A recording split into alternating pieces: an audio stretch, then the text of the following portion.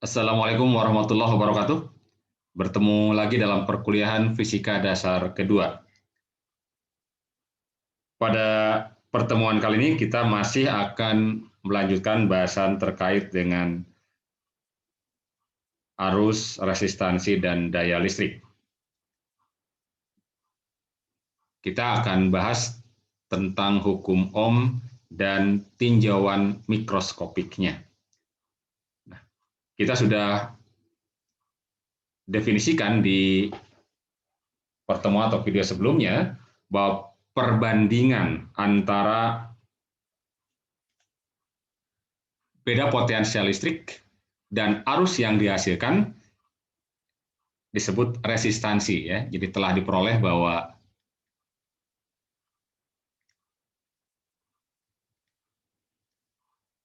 resistansi ya itu didefinisikan sebagai perbandingan R P per I. Di mana V adalah beda potensial yang diberikan pada konduktor, kemudian I adalah arus pada konduktor tersebut. Ya. Nah, konduktor dengan resistansi atau nilai hambatan listrik tertentu disebut dengan resistor. Ya. Jadi konduktor dengan resistansi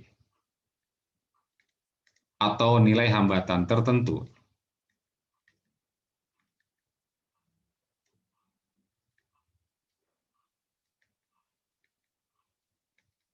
disebut resistor. Ya.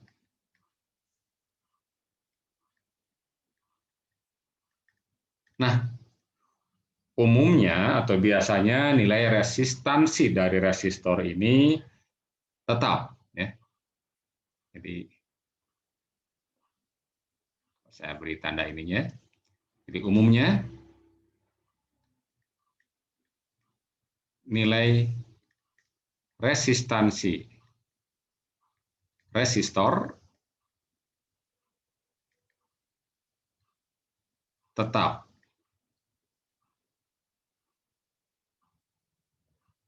Meskipun beda potensial yang diberikannya ya. Potensial yang diberikannya berubah ya. Yang diberikannya berbeda-beda atau berubah. Nah, akan tetapi ya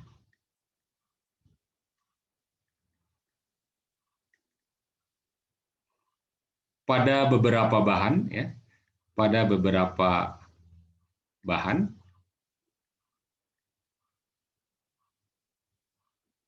resistansi dari resistor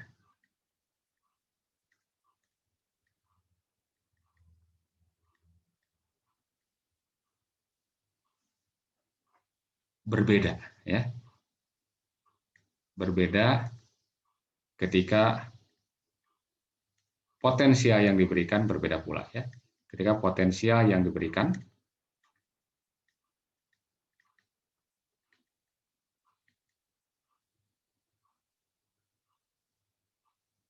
berbeda.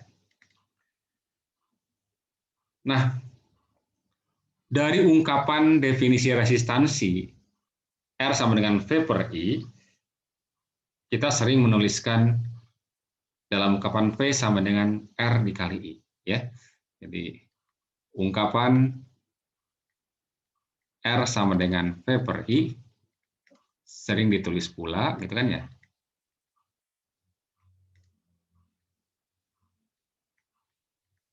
Sebagai V sama dengan R kali I atau I kali R. Nah, dan ungkapan ini sering disebut sebagai hukum Ohm. Nah, di sini letaknya ya. Jadi ada kekeliruan ya terkait dengan hukum Ohm bahwa ungkapan V sama dengan R kali I bukanlah hukum Ohm. Jadi ungkapan V sama dengan R kali I bukan hukum Ohm ya. bukan pernyataan hukum Ohm, ya.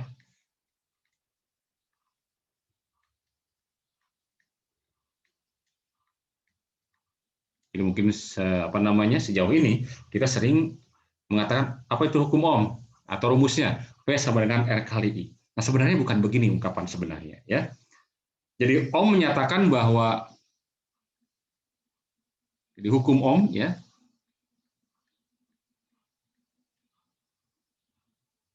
hanya menyatakan bahwa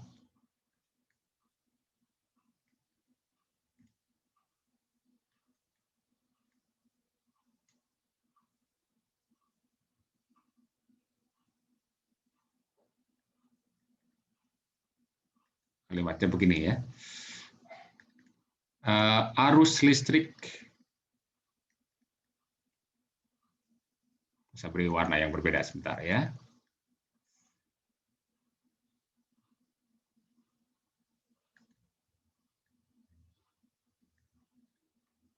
Arus listrik yang timbul pada suatu perangkat, ya, atau suatu perangkat atau konduktor misalkan, ya, selalu berbanding lurus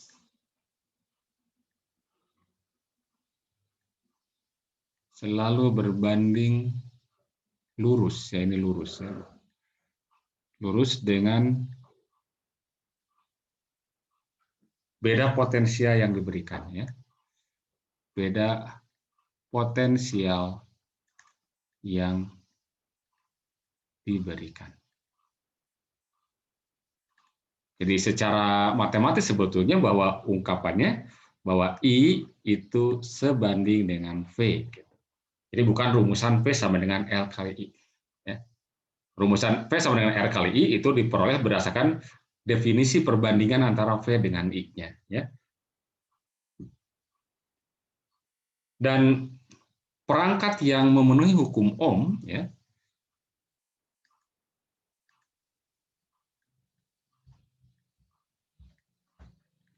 perangkat yang memenuhi hukum Ohm, ya,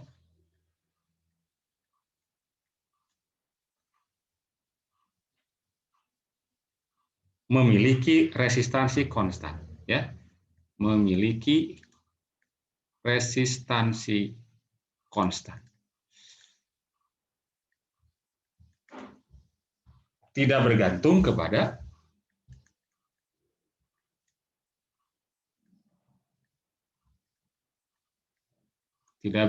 pada besar, ya, atau polaritas beda potensial yang diberikan, ya, beda potensial yang diberikan.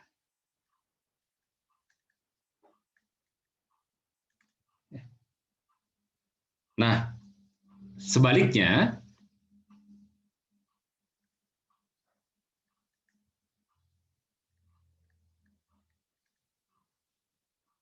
perangkat yang resistansinya berubah, ya, perangkat yang resistansinya berubah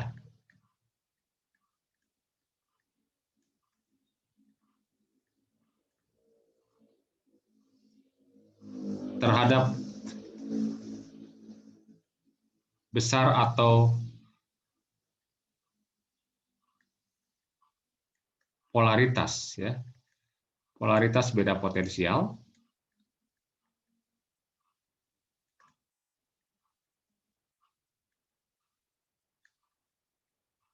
yang diberikan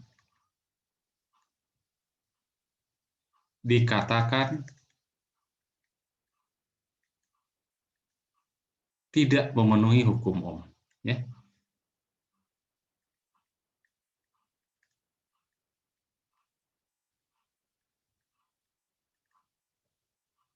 Nah, kalau kita gambarkan dalam ungkapan grafik, ya, saya akan punya dua buah grafik.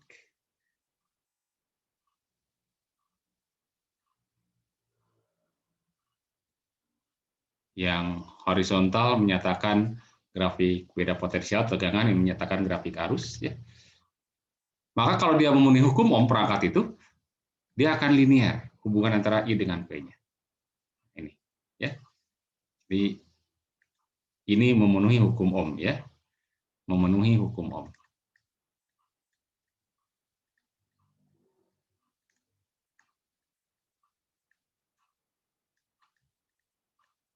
Ya, jadi grafik ini memenuhi hukum Ohm. Tetapi kalau misalnya dalam contoh yang lain, misalnya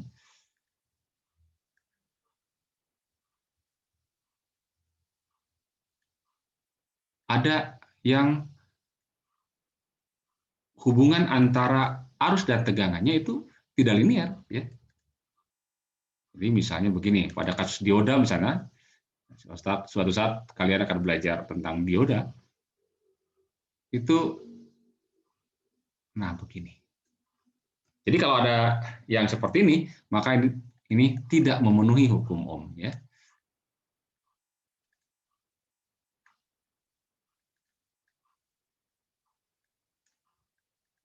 Jadi perangkat yang grafiknya antara I dengan V tidak linear, ya, maka perangkat itu tidak memenuhi hukum Ohm.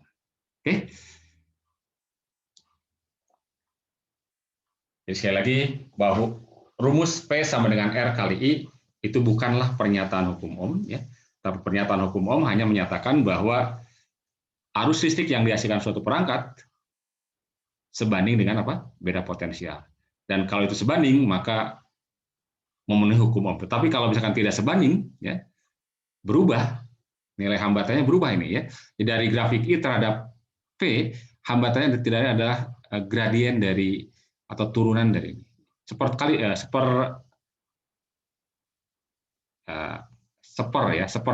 nilai gradien ini, ya. Jadi berubah-ubah nih. Ini kan gradiennya berubah-ubah. Maka nilai resistansinya setiap saat berubah. Setiap titik berubah, bergantung dari beda potensial yang diberikan. Maka yang seperti ini tidak memenuhi hukum Ohm. Tetapi tetap berlaku hukum yang tadi, bahwa P sama dengan R kali. Saya menjadi bentuk turunan kalau seperti ini, ya. Di dalam kasus yang ini saya berikan bahwa R-nya, ya, R-nya itu adalah 1 dibagi dengan DI dV. Di mana DI dV ini turunan, ya, atau gradien dalam artinya gradien grafik I sebagai fungsi dari V.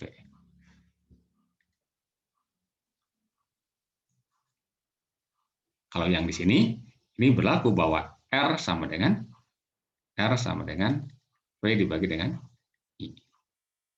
Tapi sekali lagi, ungkapan rumus ini bukan hukum Ohm, ya. Hukum Ohmnya hanya menyatakan bahwa arus yang dihasilkan sebanding dengan P. Kalau ada perangkat yang arus dan P-nya sebanding, maka dikatakan memenuhi hukum Ohm. Baik. Nah, bagaimana secara mikroskopik hukum Ohm ini bisa ditinjau, ya? Jadi secara mikroskopik, hukum Ohm dapat dilihat dari proses konduksi pada level atomik, ya. Kita ingat bahwa pembawa muatan pada konduktor atau zat padat, secara logam lah misalkan, ya, itu adalah elektron. Jadi kalau kita coba lihat, ya, secara mikroskopik, ya, di tinjauan mikroskopik hukum Ohm.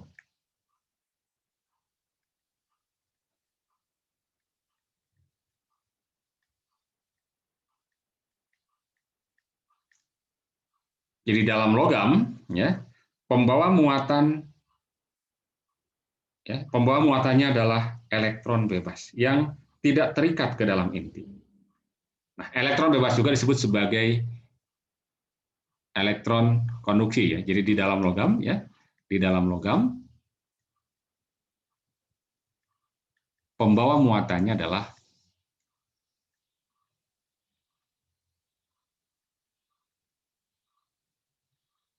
elektron bebas. Disebut juga dengan elektron konduksi ya. Elektron konduksi. Dan disebut bebas karena dia tidak terikat kepada inti atom ya. Jadi ya ini elektron yang tidak terikat ke dalam inti atom.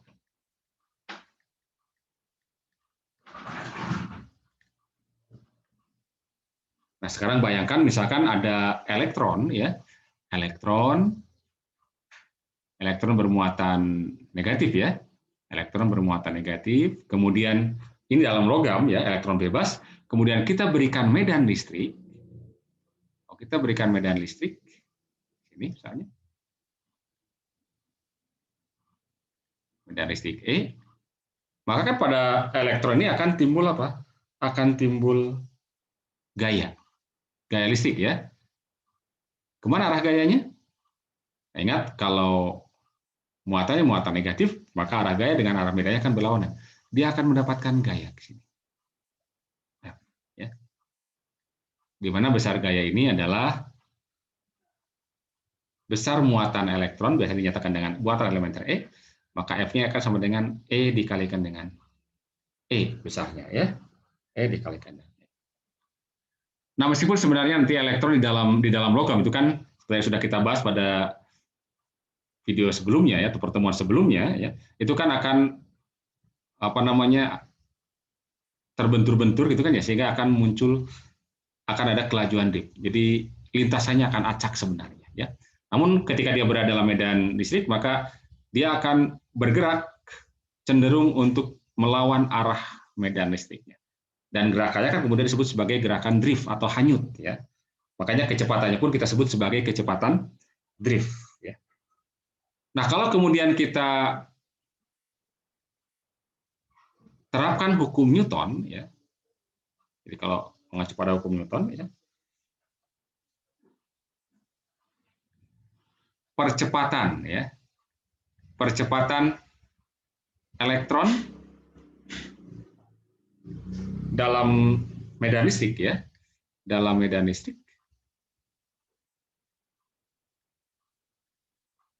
kan berarti kita bisa dapatkan A sama dengan F dibagi dengan M, dan F-nya adalah E dikali E dibagi dengan M. Dengan M adalah massa dari elektron bebas tadi ya, dan E sekali lagi adalah muatan elektron. Nah, sifat dari elektron bebas ya, sifat alamiahnya bahwa setelah terjadi tumbukan, elektron akan kembali dalam keadaan diam.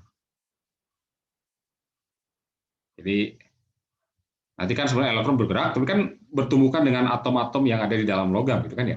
Nah, setelah tumbukan, elektron itu akan dalam keadaan diam, kembali dalam keadaan diam. Nah, selang waktu antar tumbukan ya, jadi di antara ketika dia menumbuk dari satu menumbuk dari satu atom ke atom lain misalkan, itu ada selang waktunya.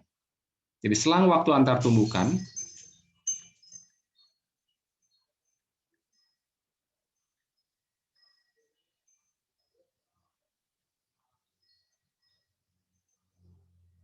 nah misalnya tau. Jadi jika selang waktu antar tumbukan tau ya, maka karena ada percepatan A, dia akan punya kelajuan drift ya. Kelajuan drift elektron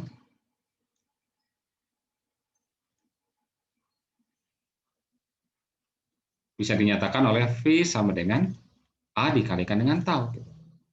Dan A-nya kan ini kan ya, berarti dapat kita tulis ini V-nya VD, kita tekan VD ya, V drift. Berarti A dikalikan A-nya adalah jadi dengan ini ya. E dikalikan dengan E dikalikan dengan tau dibagi dengan M massa.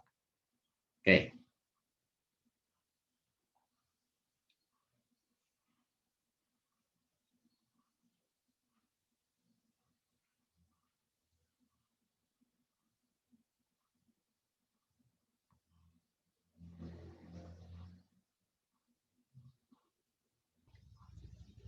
kemudian jika kita mengingat ya bahwa rapat arus itu kan dinyatakan oleh J sama dengan N kali E kali V. Maka kita bisa tuliskan dari sini dengan memasukkan VD, kita bisa dapatkan berarti N dikalikan dengan E dikalikan dengan ini ya. E kali T dibagi M, atau kalau dikalikan E berarti NE VD berarti E-nya jadi E kuadrat ya. EN E kuadrat gitu kan, kali E dikalikan dengan tau dibagi dengan M. Ya. Sehingga kita bisa dapatkan bahwa E-nya ya, atau kita bisa tuliskan gitulah ya, atau bisa kita tuliskan bahwa E sama dengan ini ya, M kali J ya, M kali J, M, nah nanti J saya tuliskan belakangan, dibagi dengan N E kuadrat tau ya, N E kuadrat tau dikalikan dengan J.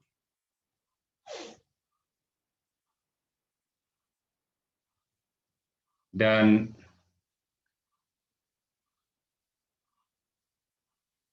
dari rumus ya bahwa konduktivitas ya, konduktivitas itu kan J dibagi dengan E ya. Kita bisa dapatkan berarti kalau dibagi J dibagi dengan E, balik lagi jadi berarti apa nih? N kali E kuadrat kali tau dibagi dengan M gitu kan ya. Atau ya kita bisa dapatkan resistivitas ya. Resistivitas dari konduktor dalam hal ini ya. Berarti rho sama dengan seper sigma kan ya, seper konduktivitas berarti sama dengan M dibagi dengan N kali E kuadrat kali tau. Nah, dari persamaan dua terakhir ini, konduktivitas atau resistivitas, ya, kita bisa lihat bahwa ternyata ya baik konduktivitas ataupun resistivitas tidak bergantung kepada medan listrik ya. Jadi ternyata bahwa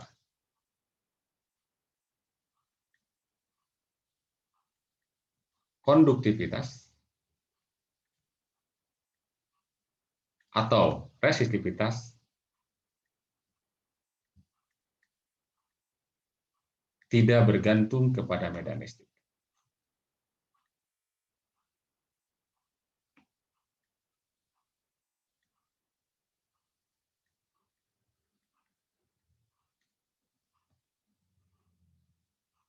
Nah, karakteristik yang seperti inilah ya yang dikatakan memenuhi hukum Ohm. Ya, jadi ketika konduktivitas atau resistivitas tidak bergantung pada medan listrik, karakteristik seperti ini ya.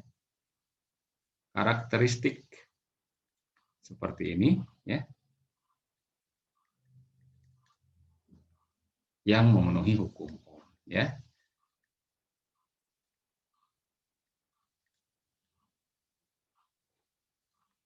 Jadi kalau bahan ya resistivitasnya atau konduktivitasnya tidak berubah ya, terhadap medan listrik atau beda potensial yang diberikan. Karena ingat medan listrik kan dihasilkan oleh beda potensial ya. Jadi kalau diberikan beda potensial akan muncul beda listrik ya. Dan ternyata bahwa kalau dia memenuhi hukum Ohm ya, maka si konduktivitasnya maupun resistivitasnya tidak bergantung pada medan listrik atau beda potensial.